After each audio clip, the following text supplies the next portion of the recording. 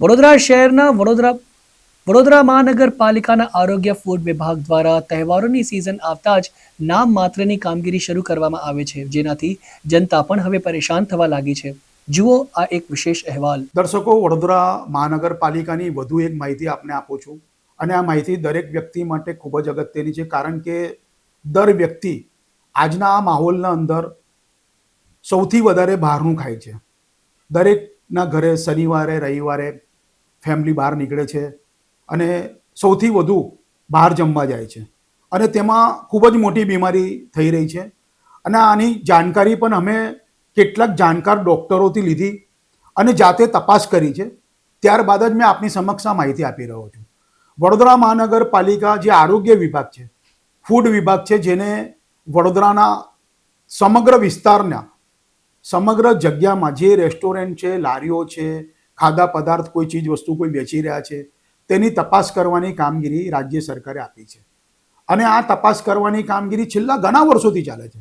આના એક અધિકારી છે મુકેશ વૈદ, તે પણ વર્ષોથી એક જ જગ્યા પર છે, એમની ક્યારે બદલી થતી નથી. અને મહાનગરપાલિકામાં એમ સિક્યોર જ છે કે કોઈને જ્યાં મૂકી દીધા ત્યાં જ મૂકી દીધા અને હટાવવાનું નહીં. તો મહત્વની વાત એ છે કે ફૂડ ઇન્સ્પેક્ટરો પણ છે, તેમને ચારો દિશાના વિસ્તારો આપેલા છે. પૂરબ, પશ્ચિમ, ઉત્તર, દક્ષિણ ચારો વિસ્તાર આપેલા છે. આવી રીતના દરેક ફૂડ ઇન્સ્પેક્ટર પાસે એક એક વિસ્તારમાં 25,000 હજારથી વધુ લારીઓ, દુકાનોનો વિસ્તાર છે અને ખૂબ જ મોટી ફેક્ટરીઓ, લારીઓ જે લોકો ચલાવે છે, એવી તમામ માહિતીનો એમને રાખવાની જવાબદારી છે.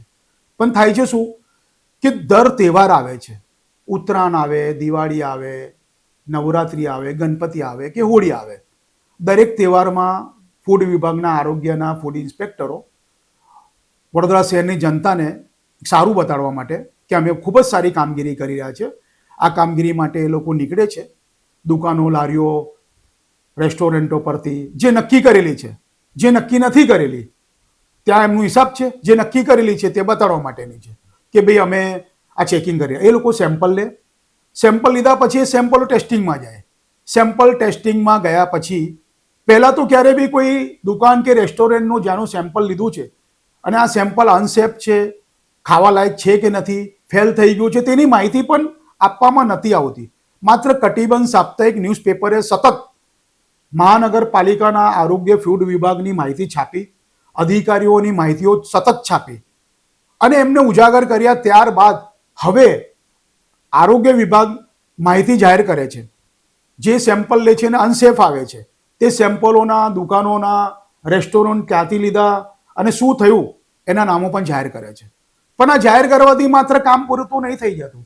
જ્યારે સેમ્પલ અનસેફ છે, ફેલ થયેલું છે, તો આ ફૂડ વિભાગના અધિકારીઓની સત્તા છે કે એ લોકો ચાહે તો દુકાન સીલ કરી શકે, ફેક્ટરી સીલ કરી શકે અને સંચાલક પર સજાપાત્રનો ગુનો પણ બને છે, તેને ગુનેગાર સાબિત કરીને તેના પર ફરિયાદ પણ કરી શકે. પરંતુ આવી કડક કાર્યવાહી ક્યારે પણ મહાનગરપાલિકામાં થતી નથી અને તેના કારણે હવે વડોદરા શહેરમાં ચીઝ, બટર, પનીર એવી અનેક ખાધા પદાર્થ, ચીજ વસ્તુ નકલી વેચાઈ રહી છે. અને અમે તો ભૂતકાળમાં ખૂબ મોટા પ્રમાણમાં માવો પકડ્યો હતો અને માવો ડુપ્લિકેટ છે એવો જેને પકડ્યો હતો એને પણ એક્સેપ્ટ કર્યો હતો કે આ માવો ડુપ્લિકેટ છે, પરંતુ સેમ્પલમાં ગયા પછી તે પાસ થઈ ગયો અને એ માવો ડુપ્લિકેટની જગ્યા સારો થઈ ગયો.